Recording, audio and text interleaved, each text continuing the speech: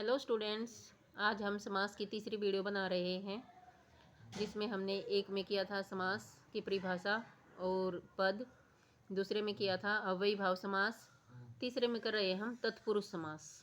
तत्पुरुष देखो बेटा, पहले में किया था हमने अव्ययी भाव समास में पहला पद प्रधान होता था। अब है तत्पुरुष समास। तत्पुरुष का शाब्दिक अर्थ होता है, तत् का अर्थ होता है वह मतलब अन्य दूसरा, और पुरुष का अर्थ होता है आदमी। तो तत्पुरुष का अर्थ हुआ दूसरा आदमी, मतलब किसी की ओर जैसे इशारा कर रहा है कि वो आदमी, दूसरा आदमी, वो मतलब दूसरे पद की ओर प्रधानता दिखा रहा है। ये दूसरे पद की प्रधानता दिखा रहा है। अव्ययी भाव समास में किया था पहला पद प्रधान, और तत्पुरुष समास में होता है दूसरा पद प्रधान। परिभाषा देखिए, जिस समास का उत्तर पद प्रधान होता है, उत्तर मतलब दूसरा पद, और दोनों पदों के बीच प्रथम देखो कारक पढ़े थे हमने, कर्ता ने कर्म को कर्ण से ही कारक थे।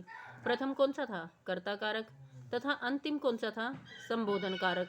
ठीक है ना। इनके अतिरिक्त शेष किसी भी कारक की विभक्ति का लोप पाया जाता है। कहने का अभिप्राय क्या है बेटा, कम से कम शब्दों में, कि कर्ता कारक को छोड़ दो और संबोधन कारक को छोड़ दो।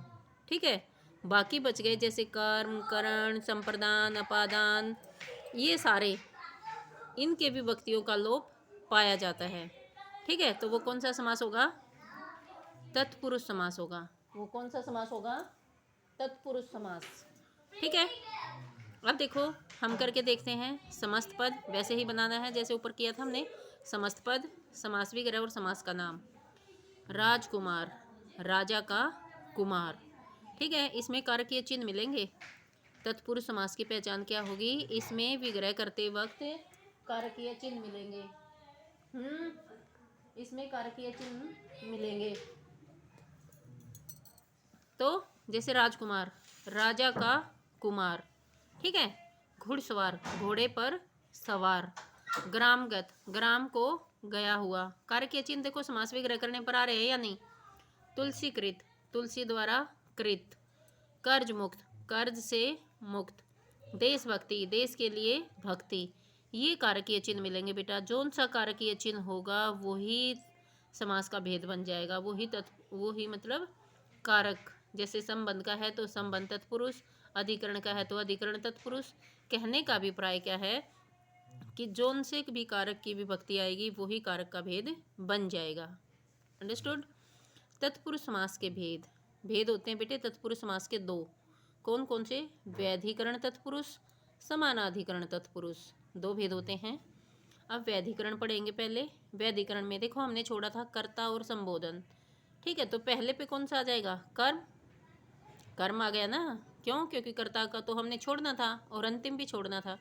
तो पहले नंबर पे आ गया कर्म, दूसरे पे आ गया करण, तीसरे पे संप्रदान, चौथे पे अपादान, पांचवे पे संबंध और छठे पे अधिकरण। तो वैधिकरण तत्पुरुष समास के भेद कितने हुए? 6। क्लियर है यहाँ तक?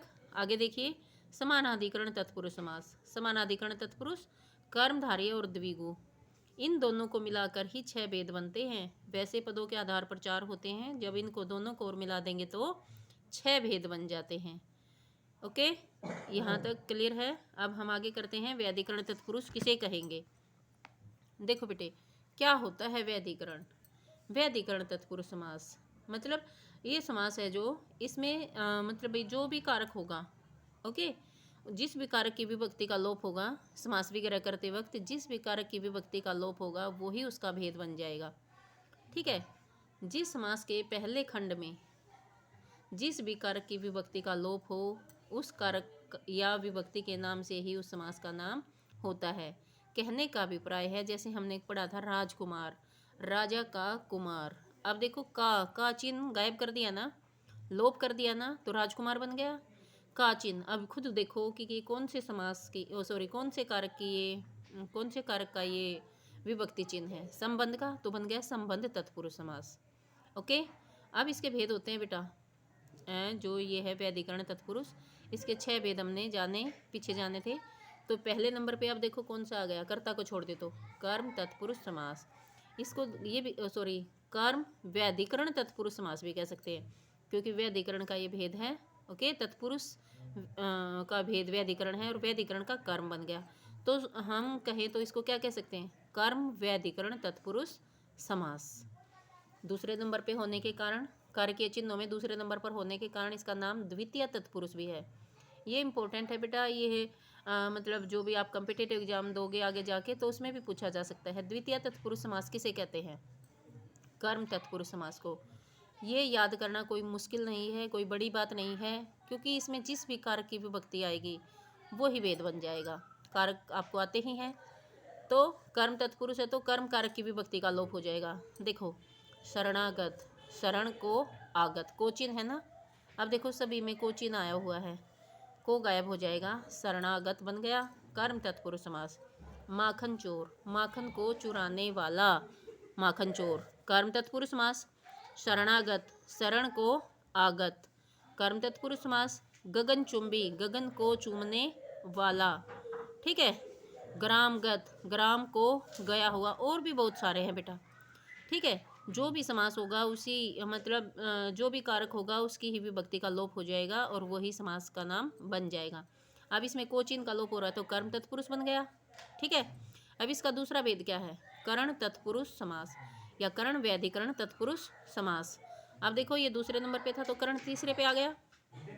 तृतीय तत्पुरुष भी कह सकते हैं इसको, कह सकते हैं या नहीं? तृतीय तत्पुरुष। तो इस समास में करण कारक की विभक्ति का लोप हो जाएगा, ठीक है। करण समास, करण व्याधिकरण तत्पुरुष समास में किसका? करण कारक की विभक्ति का लोप हो जाएगा। जैसे रोग ग्रस्त, रोग से ग्रस्त, ग्रस्त मतलब पीड़ित, ठीक है। रोग से ग्रस्त है वो, तो साधन के रूप में आया है ये, ओके, माध्यम है ये पीड़ित होने का। करण तत्पुरुष, अकाल पीड़ित, अकाल से पीड़ित, पीड़ित क्यों है वो? अकाल के कारण, ठीक है। तो यहाँ साधन बन जाएगा पीड़ित होने का अकाल। करण तत्पुरुष, करण का अर्थ साधन या माध्यम हमने पढ़ा है ना कार्य करते हुए। संप्रदान व्याधिकरण तत्पुरुष समास। संप्रदान, अब ये चौथे नंबर पे आ गया तो चतुर्थी तत्पुरुष। अब आपने ये नहीं देखना है कि फर्स्ट सेकंड थर्ड तीसरे नंबर पे आया, नहीं, आपने वो देखना है कर्ता सबसे पहले होता है, सीक्वेंस क्या है। चौथे नंबर पे होने के कारण चतुर्थी तत्पुरुष समास भी इसको कहते हैं। आप खुद सोचो कि संप्रदान आया है तो किस कारक का लोप होगा, किस कारक की विभक्ति का लोप होगा? संप्रदान की, ठीक है ना। के लिए इसका चिन्ह होता है रसोई घर, रसोई के लिए घर। समास क्या बन गया? संप्रदान व्याधिकरण तत्पुरुष समास, या शॉर्ट में कह दो संप्रदान तत्पुरुष समास। प्रयोगशाला, प्रयोग के लिए शाला। देशभक्ति, देश के लिए भक्ति, ठीक है। तो यहाँ क्या बन गया है? ये के लिए चिन्ह का लोप हो गया है और बन गया ये संप्रदान तत्पुरुष समास। अब देखिए क्या है नेक्स्ट, नेक्स्ट क्या है? अपादान तत्पुरुष समास। अपादान नाम में ही छिपा है इनका। अपादान अलगाव को दिखाता है, ओके। पांचवें नंबर पर होने के कारण पंचमी तत्पुरुष समास बन गया है। अपादान अलगाव, अलग कर देगा ये किसको? अपादान कारक की विभक्ति का लोप हो जाएगा। लक्ष्यहीन, लक्ष्य से हीन, अब लक्ष्य से दूर कर देगा, ये हीन हो गया है, वो लक्ष्य ही नहीं है उसका, लक्ष्यहीन। अब देखो सेचिन तो करण कारक में भी आया था, सेचिन यहाँ भी है, वहाँ साधन के रूप में आया था, यहाँ अलगाव के रूप में है, ठीक है। पथ भ्रष्ट, पथ से भ्रष्ट, जो पथ से भ्रष्ट हो गया है, पथ भ्रष्ट। काम चोर, काम से जी चुराने वाला, काम चोर। बाधा रहित, बाधा से रहित। कर्ज मुक्त, कर्ज से मुक्त, मुक्त हो गया वो, ठीक है ना। तो यहाँ क्या आएगा? अलगाव के रूप में आएगा सेचिन।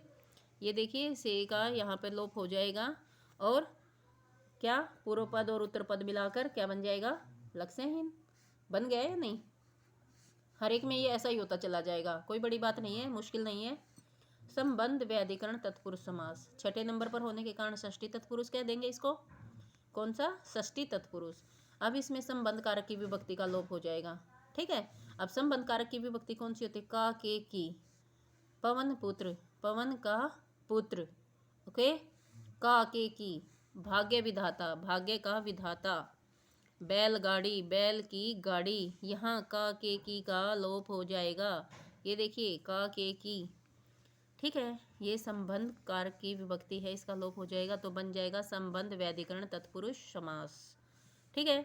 अब लास्ट क्या है? अधिकरण व्याधिकरण तत्पुरुष समास। अधिकरण, अधिकरण का कार्य चिन्ह क्या है? में और पर, क्या है, में और पर। अब सप्तमी, ठीक है, 7वें नंबर पर होने के कारण इसको सप्तमी तत्पुरुष भी कहते हैं।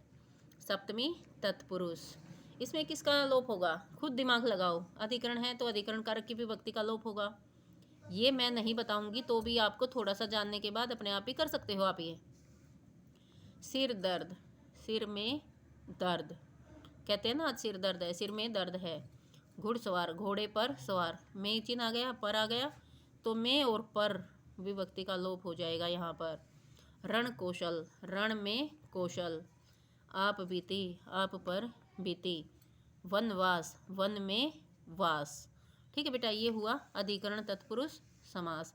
देखो बेटे मुश्किल नहीं है ये भी आसान है। जैसे हमने मतलब भाई इसकी शॉर्ट पहचान की थी अव्ययीभाव समास की, ऐसे ही हम तत्पुरुष समास की भी कर सकते हैं। ठीक है, कर सकते हैं, क्या है ही कारकीय चिन्ह हमें याद है, जोन सा कारकीय चिन्ह आ जाए वो ही समास का भेद बन जाएगा। उसी विग्रह करते वक्त, समास विग्रह करते वक्त उस विभक्ति का लोप कर दो। ठीक है, ओके। अब एक बार फिर से जान लेते हैं, अव्ययीभाव समास में कौन सा पद प्रधान था, पहला, ओके, और तत्पुरुष समास में दूसरा। ये बात इंपॉर्टेंट है। दूसरा जैसे राजकुमार, कुमार पद, कुमार यहाँ पर क्या है, प्रधान, राज नहीं, कुमार। घुड़सवार, सवार है यहाँ पर। ग्रामगत, गत गया हुआ। तुलसीकृत, कृत तुलसी द्वारा लिखित। कर्ज मुक्त, मुक्त हो गया है। देशभक्ति, भक्ति है यहाँ, मतलब ये दूसरा पद है जो ये प्रधान है। तत्पुरुष समास में कौन सा पद प्रधान है, दूसरा। अव्ययीभाव समास में पहला। तो जोन सा कारकीय चिन्ह आएगा उसी कारकीय विभक्ति का लोप कर देंगे, ओके, और वही समास बन जाएगा। तो ये आपके 2 हो गए हैं। ठीक है, कोई डाउट हो तो मुझसे पूछ लीजिएगा। Okay, bye.